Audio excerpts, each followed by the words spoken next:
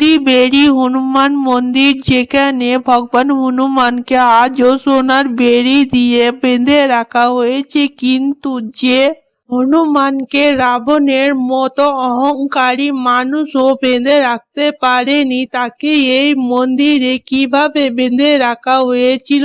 এই মন্দিরের কাহিনী শুরু হয় সমুদ্রদেবের ভক্তি থেকে, যার ভক্তি পুরো পুরী শহরের জন্য সংকট নিয়ে এসেছিল। সমুদ্রদেব নিজের ভক্তিতে এতটাই লীন ছিলেন যে তিনি ভগবান জগন্নাথ দেবের চরণ স্পর্শ করার জন্য বারবার পুরী শহরকে ধ্বংস করে দিত।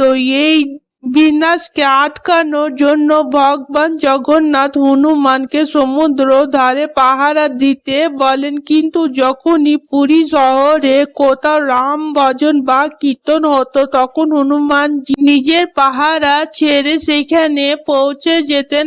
আর তখন সমুদ্র আবারও পুরী শহরে সংকট নিয়ে আসতো। তখন ভগবান জগন্নাথ সমুদ্র তটে এসে হনুমানকে তপের বেড়া জালে বেঁধে দিয়ে যান। বলো জয় জগন্নাথ, জয় হনুমান।